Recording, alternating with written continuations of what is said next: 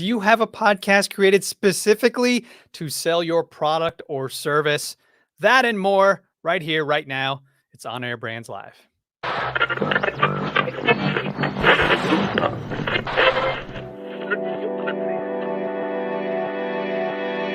You are now tuned in to the On Air Brands podcast.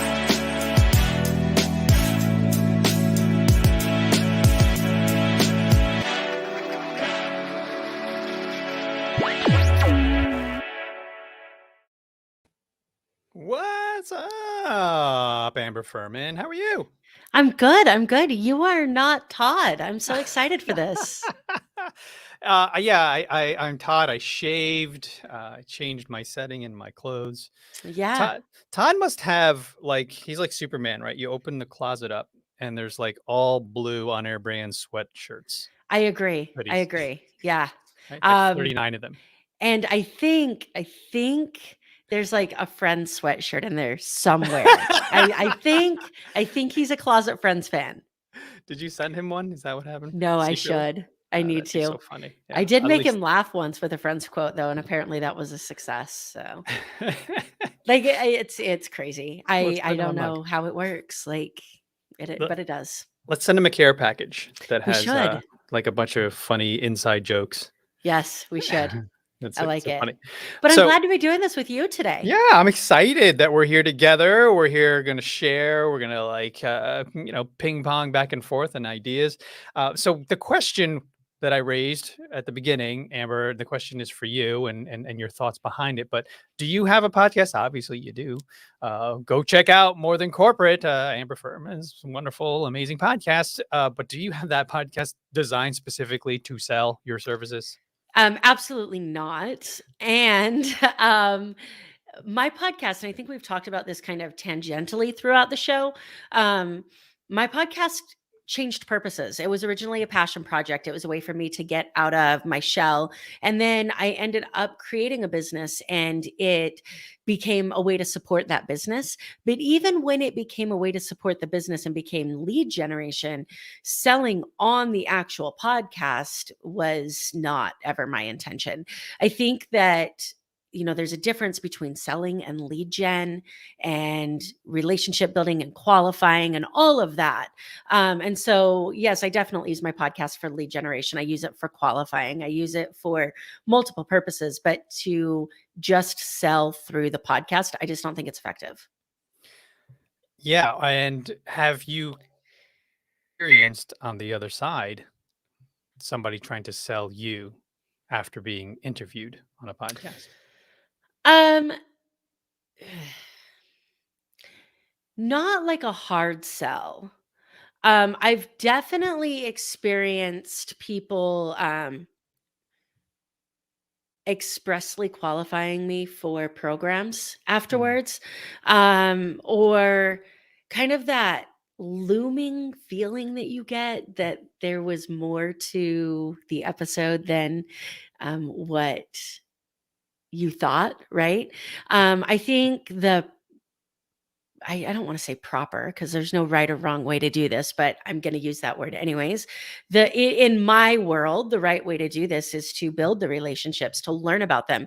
If you are using your podcast to grow your business, take that time to learn about people. And I struggled with this for a long time because I always felt like anytime I would do a connection call with anyone, I mean, we all know what a connection call is, right? Like it's a reason to get on the phone and find out whether somebody's a good fit for your product and service. Like, let's be real.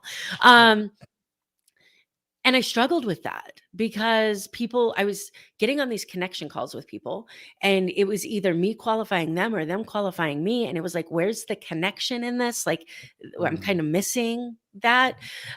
Yet as business owners and entrepreneurs, we don't have time to just connect all day. Like there has to be a purpose, right? Yeah. And I was talking to somebody about this and they said, Amber, there's a difference between your intention and your objective. And this changed the game for me. They said, your objective can always be to find out where somebody fits in your circle. Are they a potential client? Are they a collaborator? Are they a friend? Are they, where do they fit in your circle? And they can fit in multiple buckets. that can be your objective. Your objective can be to talk about your product or service. It can be to make a sale, but your intention always Mhm. has to be to connect and add value. And I feel like that's what gets missed. Yeah.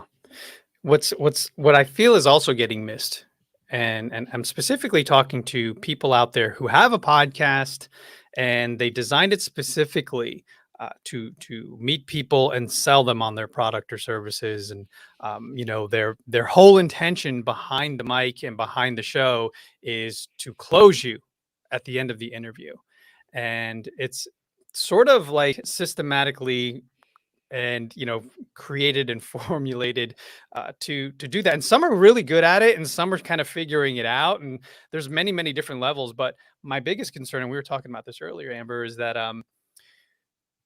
people who do that with the intention behind something that's not clear, and they're trying to navigate you through this maze and like drop breadcrumbs for you to buy something, feels really disingenuous, and your my spidey sense tingles when it happens, and then as I experience it I realize, um, these guys are giving us a bad name. Podcasters who legitimately want to add value, help people get to know someone. If I'm not the right fit, I'm not forcing you to buy or join or do anything with us, right? I mean, it's all timing and it's all chemistry, and there's a lot of things that go behind, like a marriage and partnership and becoming client and customers. So I just wanted to like send that message out to people who are podcasters with Yeah. podcasts that want to sell and only use it for selling, or you're thinking about doing it. I would really caution that you're going to potentially ruin your reputation within your business and in your brand and your personal brand. Um, there are two people, though, that specifically, Amber, that I'm thinking of that were upfront when they interviewed me for their podcast. They said, "Hey, before we start, I just want to let you know my products and services is XYZ. And I think you're a really good fit for it, but let's have a conversation. And then I'm going to talk to you more about it after." Right. So, right then and there, if I didn't feel comfortable, Amber, then I'm like, I'm out. Yeah. But I was like, okay, cool. I'm glad you set the intention up front. Like you told me, hey, man, I'm specifically, he didn't say it outright. I'm going to sell you, but I'm Yeah. going to try, basically, because I think that I can help you. And that's the cool thing, Amber, is like Yes. you think you can actually help me rather than like forcing me to do something that I don't necessarily Yeah. know or want to do. Or like mind control tricking, you know what I mean? Like I Yes. just see Manipulation. puppets, right? Like and I deal with this a lot being NLP trained, because so many Mm. people see NLP as manipulation, and the reality is the difference between influence and manipulation is intention. That's it. Right. Mhm. So I think that and I need to apologize in advance to anybody that fits in this box that doesn't fit the stereotype. The people that you're talking about are kind of the used car salesmen of podcasting, Yeah. right? They're the like the people that you don't want to talk to ever again, that you like walk away from and you're like, my God, like I need a shower and to like cleanse my aura if you're that energetic person. They're also the people that, first of all, they're not our people, right? We Mm. know that. Yeah. And they're the people who value a transaction over a relationship. Exactly. And what's really dangerous about that is, if you think you know where your business is going to go, if you think you know where your podcast is going to go, if you think you know who you need to be connected with and who you don't, I'm going to be really interested to hear your journey in a year when you find out that you were completely wrong. And then Yeah. all of those connections that you could have been able to call, been able to roundtable with, to readjust when you need to pivot. You've started a new product or service that person would be a great collaborator for.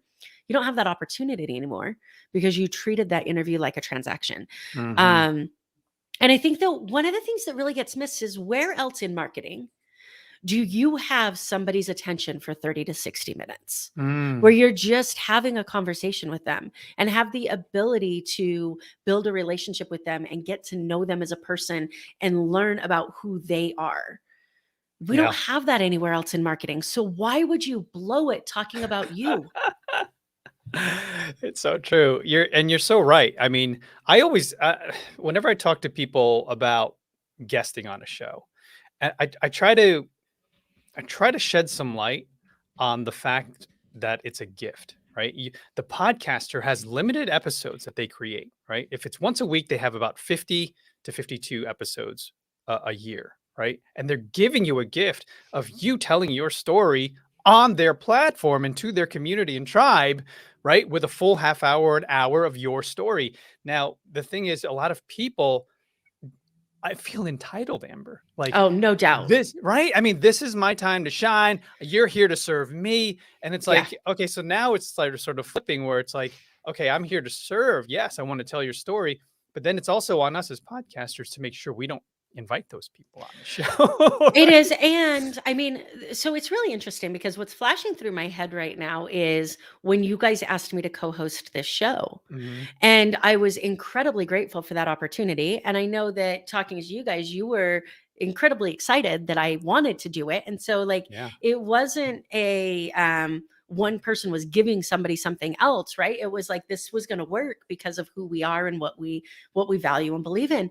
Um I remember telling you though, and I told Josh this too when he asked me to guest host his podcast, is that being on somebody's podcast, co-hosting a podcast, Mhm. guest hosting a podcast, that is the biggest piece of confidence somebody can give you about their audience. Like they are handing you their Yeah. audience and their platform and saying, I 100% trust you to represent me, my values, my brand, and my people. Yeah. Now, this is no different than coming on as a guest at all. So, yes, I agree with you that every single action has an intention, every single one. Mhm. And you can tell what that main intention is for guests a lot of the times. And we as podcasters owe it to our audience to make sure that we're the gatekeeper that only allows people on our show that are truly going to add the value that we believe needed to be added in our show. Yeah. Yeah. How do you source your guests, Amber? So it depends. I have a couple of podcast promotion services that will reach out to me. I have a rule though. So I really hope that one of you are listening to this and that I can start this wave. I will not accept a guest on my show unless they are a spectacular guest from a podcast promotion service that cold pitches me. If I have not had a conversation with somebody from the podcast service to find out who a good guest for my show is, and I know that they're just mass emailing me, the same people that they mass email everybody else, then Mhm. I immediately delete their emails unless it's a fantastic guest that I really want to have on the show. But then there are others that, like my executive assistant knows that anybody that comes from On Air Brands, anybody that comes from David Meltzer, like I don't even review those guests Mm. because I know the quality that you have, the quality that David Meltzer has. I know that if I'm getting pitched a guest for my show from those sources, that it's going to be a guest that's valuable to my show. And so we just automatically send a booking link. Yeah. I think that that's probably the biggest example of like quit cold calling people. Well, I'm not cold calling people, quit cold emailing the same shit to everybody. Pick up a phone and have the same, like just have a conversation. What do you need? Yeah. So, anyways, off topic. That's the first place. The second place is through referrals. And then Mhm. I think it was Alex recently started Podmatch. And Mhm. I've gotten some really good guests from Podmatch. Mm. Really good guests. Yeah. Yeah, we definitely started using Alex and Podmatch. He's pretty good, and he's developed a system and a whole user interface. It's great. And then big shout out, like you said, to Dave, to Meltzer and Todd Armstrong, and I would highly recommend reaching out to them. I mean, they book me on shows, so if anybody's out there and like looking to get on shows, if you qualify, there has to be some level of qualification because I think they're looking for what the problem and the challenge when people pitch me personally in any of our shows is if you don't have a footprint out there, like you don't have a personal brand, it's difficult to kind of gauge like your energy level. And like that's the challenge that we always had, Amber. Like when I'm not going to mention any booking agency specifically here, but when they do, spread it, at scale and it's like quantity over quality. Now I'm starting to question. I'm like, okay, I just got 12 emails this week from this one company. Um, how do I know how they sound, look, feel on Yep. my show, right? On paper, yeah, it's great. You sold a company for 12, $0.2 million. I get it. Did you though? Or were But you just in did the you? room when it was sold? Like, I don't know. Yeah, that's true. That is true. Were you just in the room? It's interesting though, because it becomes white noise at this point, Yeah, right? it Because does for sure. yeah, and your best-selling book on Amazon, I get it. Yeah, Like you that's promoted a it well. it's great, right? Yeah, I understand how it's done because we're in the business, right? yeah, And that's I'm not saying I'm above that because at some point I'm sure I'll put that in my title, best-selling author at Amazon. But I know that's not the only reason I can get on your show. Like I've done other things. yeah, So it's interesting we're going here because if you're listening to this and you want to guest on shows, um, you got to create some street cred, and build yeah. build a runway for people to like get on and be like, oh yeah, I see the consistency over the course of time. Well, and be able to have a conversation, right? Mm, Be able to talk about what you've done. Like, I am so surprised at the amount of people who have these long credentials, and then you ask them to talk about what they've done, and they can't do it. They can't do it. yeah. Um, I'm also I don't know about you. So I think this is the way that a podcaster's journey goes is like you're like, okay, I started this podcast. Now I need guests. And you forget that there's only so many weeks in a year. And so you're like, nobody's going to want to come on my show. So I am going to mass invite everybody that I know. Because if I mass invite 100 people, then maybe like two will say yes. And then you have like 96 people who have said yes. And there's only 52 weeks in a year and Yeah. you're like, oh, what have I done? Right. I Yeah. did this with the book club where I was like, Mm, nobody's going to want to be involved in this book club. Like, I hadn't really understood the true value of it yet. And so I reached out to like 50 authors. mm. And the ones that reached back to me were like, yeah, I'm in. And then I was like, crap, there's only 12 months in a year. I've got 4 years of authors lined up right now. Like, abort mission and readjust, right? So, like, you underestimate your value. Yeah. You mass reach out to people. You're taking everybody that you possibly can. And then you end up like 4 months ahead on content. And then you start to realize at some point that you have a platform that works and a platform that's valuable for people. And you get to start deciding who you want to bring on. So for me, I've Mm, recently made that shift to yes, you need to have a story. Yes, you need to have done something. Those two things, though, like a good podcast host can pull a yeah. story out of anybody, and a Hmm. good podcast host can highlight what you've done well. So those two things, like I can get that from almost anybody. Yeah. I want somebody who's going to cross promote their episode and isn't going Mm, to end our relationship when the recording stops. And that's what yeah. my new platform has come to. Like, how are we going to make Yeah. this a win-win? I'm giving you my audience. Mm. What are we going to do on the other end? I love that. And I need to do the same thing. Like at the end of the episode, after the interview, you know, I I don't often it's like, hey, it was nice meeting you. Let's connect more if you think that you can help me or I can help you. But usually it's not, hey, I'm gonna send you a bunch of really cool assets, Hmm. that's gonna make you shine and look really good. All I ask is that you share it, Yeah. right? That's not a lot because it's promoting them too, Yeah. big time. But yeah, I think it's more about developing that system and habit to create that flow, but then also the confidence that you're actually going to produce the content. Yeah. So a lot of people, right, they record and then they just And go then they're about done. their day, and then they're like, oh crap, yeah, I recorded that episode like 3 weeks ago, and someone might email you and be like, hey, when are you expecting that episode to release? And then you're like, crap, and I also have to create some content around it outside of just the podcast, right? Like Yeah. some visual representation of the actual conversation. So that's the thing too, is like once you establish that, um, you know, then you can confidently be like, hey, can you promote the episode? I'm not just going to send you a link Yeah. to iTunes. I'm going to actually send you some assets, some creative. to promote yourself. Yeah. And I mean, this is going in a direction I love and completely off topic. So just to remind you, don't sell on your podcast. And Yes. now let's continue this. So, we can go back to it eventually. no. I love where this is going. And I wanted to tie it back in because, I mean, the word expensive is relative, right? So when I say that running a podcast well is expensive, that's a relative term.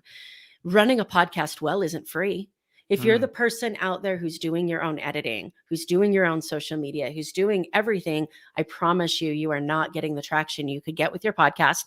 And then I can almost guarantee you that you are also the person who's selling on your podcast because you don't have the resources or the belief in the resources to hire somebody to promote your stuff because you need the money. That's why you're selling on your podcast, right? Yeah. Because you're in this scarcity mindset. Just a mind read. If you're doing your podcast well, I mean, my podcast isn't horribly expensive. I think I drop a couple grand a month to promote it, and I mean, that's not unreasonable in my opinion. However, if I'm putting the time, effort, and energy into creating those assets, I want to know that they're being put to good use outside of just my audience. Yeah. And you mentioned this to me a while back where you're like, or you can just ask the person, hey, who can I give this to on your team? And they're like, I don't have anyone. And be like, how can I help you promote this? Like, do you need me to give it? Like, I'll just blast this out on my socials. Does that work for you? Like there's ways because then that's you, right? If you're a genuine sort of value added type of person, then you can just say, hey, I'll promote this episode, but can you at least share the links when I put it out there?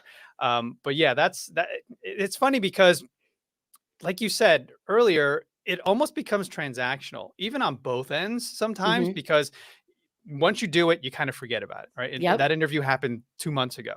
And then the excitement of it kind of goes away. So therein lies something that you and I as podcasters can sort of fix in making sure that we're continuously talking and not just like, hey, thanks for being on my show. Like, and I'll never email you or text you again, right? Until the episode releases. Well, and I think, so I mentioned this to you before we came on the air that I think 95%, and that's just the number in my head. I have no stats for that, so don't ask me to give them to you. 95% of people that are doing this are doing it because, number one, they don't know that it's not effective, or they bought a course from somebody who doesn't know that it's not effective, who took their money to tell them how to do this, right?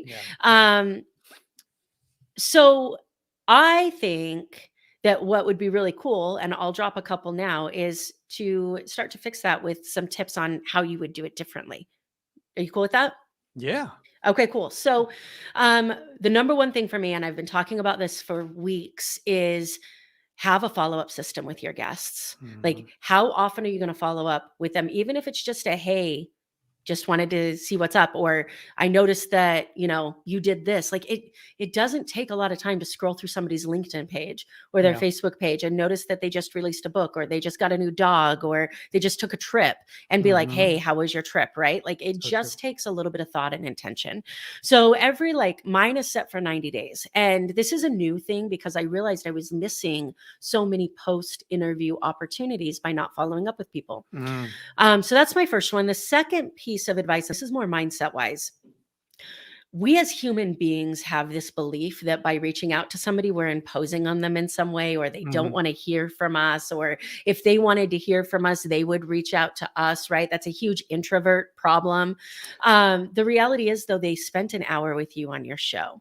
They reached out, they engaged in your content. By continuing to follow up with them and continuing to touch them and add them to your mailing list with their permission, you are not imposing, you're providing a service to them because they obviously thought what you had was valuable. So I went for so long saying, I'll never add a podcast guest to my mailing list. I'll never try to sell them anything from my podcast. And I'm like, so what that means, let me just reframe that for you, is that you will never take your product or service that you know will help somebody and share it with somebody that it can help. Yeah. So to me, the biggest thing we can do to start to change this narrative is start to teach people that it's okay to have post podcast communication.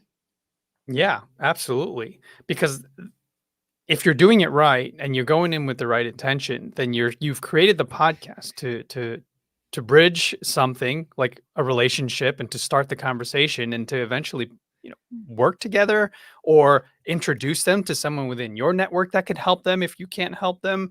I mean, there's there's the podcast creators who truly want to help and truly want to figure out how they can solve a pain point or a problem versus somebody who's like, I can solve people's problems and I can do it for everyone, and everyone qualifies to be my client. Not even a client. The big difference between these two words, customer and client, is customer is very transactional, right? Hmm. So like we don't have, on our brands, we don't have transactional business. I don't have a widget. I don't have a mug that you can buy off my website, right? And that's not what we're about, right? We know every single person on a deep level, like family names, dog names. Every one of our clients have been with us for years, right? For Hmm. years. So therefore, I just so I'm sort of bringing this back home, Amber, about why this question came up. Do you have a podcast with the strict intention of selling? And that was my experience. Someone was trying to sell me on SEO services, and they went about it all the crazy wrong ways by saying, "Hey, do you want to be a guest at our event? Hey, no, maybe you can want to be a speaker at the event. So then you could be a guest on our podcast so that we can get to know you." And then there was no podcast. When I started looking into it, Amber, I didn't see any evidence of this podcast. So there was red flag number one. And Hmm. then I wasted my time doing the entire interview. And then they Yeah. started talking about SEO services. And I'm like, what is happening here? And then they just showed up on my calendar. Hey, you're Yeah. going to talk to the CEO of this SEO company. I'm like, I didn't ask for this. What is happening here? And then when I finally just called them out on it, Amber, and said, hey, it looks like they wrote another email that said, and this is months going by. We're interested in creating a podcast. Whoa. Let's talk. We want to do 2 podcasts. Can On Air Brands help us? And I'm like, what is happening here? Didn't you have one? And what is it? So then I go, if you're trying to sell me on SEO services, um, not interested right now. Not to say that I'm not in the future, but it's not the right timing for us right now. If you're genuinely interested in our services, let's talk. And then that turned the rock over, Amber, and it was like, and they got ugly. Like they got Yeah. really mean. And I was like, whoa, I'm so glad that I was direct because Hmm. they weren't direct. And now it's like, hey, you just wasted everyone's time, not just my time, but your time too. Like doing all this song and dance, just like we said earlier, be upfront. If you want to sell something, tell the person up front before the episode starts. I'm like, hey man, I got this thing I really truly believe in my heart that it could help you. That's what we're going to talk about after if you're cool with that. So I'm not against selling on your podcast, right? Yeah. We create connections and deep relationships with people, and they eventually want to work with us because we're all good people, right? And good attracts good. But then if you're out there, trust me, people are gonna smell the stink, the commission breath off that used car salesman guy. Yep. Like they're gonna be onto you if you're selling only podcasting only to sell. Yeah, no, I 100% agree with you. And of course, if you're fake podcasting only to sell, like Fake fake podcast. podcasting, can we start Yeah. that hashtag? Yeah. Don't fake Fake podcast. cast. Fake cast. Fake cast. Yes, let's do it. Right? And it's so funny because people are going to think that we are derogatorily talking about other podcasts. We're not. We're derogatorily talking about podcasts that don't exist when somebody says they exist. Like that's it. Yes. And really what this boils down to as we start to kind of tie this all together is care about people, Mm. have an intention to pod fake, I like it. Hot fake. Care about care about other people, have an intention to add value, understand your value. How many people do Yeah. you know that start a podcast and then they bring on guests to talk about stuff in their podcast because they don't think what they have to say is valuable? Mm. So they live vicariously through everybody who's done all the other things that they think are valuable, right? Mhm. So be the face of your podcast and understand the value that you bring to the table so that you can really start to build connections that build long lasting clients, not just transactional customers. Yeah. So true. I really truly hope, Amber, that, our message hits someone out there that was like, they're in the process maybe, or thinking about it, or maybe they have one already podcast that they use as a tool to like sell people on something.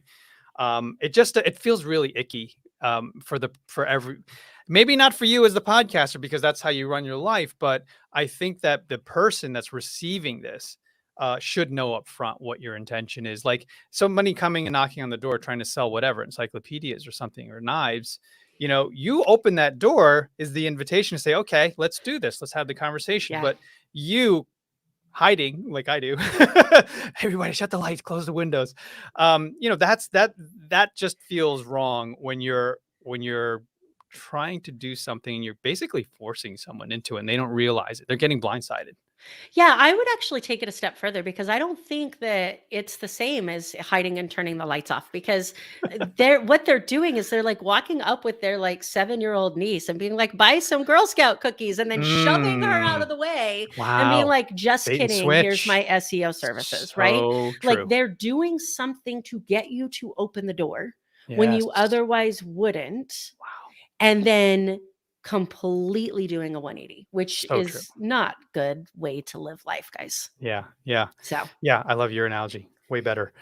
But yeah, folks, that is pretty much what we have for you. We've got so much more, but we could go we're on gonna forever, but nobody yeah. would listen that long. But thanks, Amber. How can people reach you? How can people connect?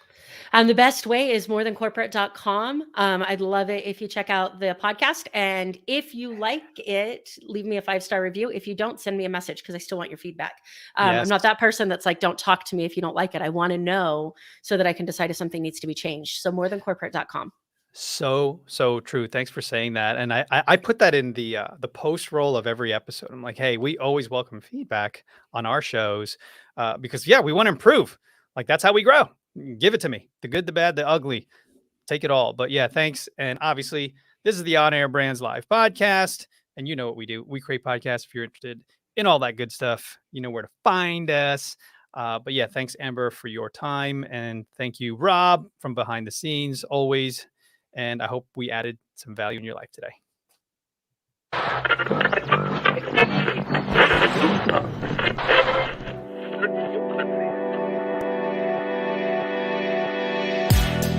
You are now tuned in to the On Air Brands podcast.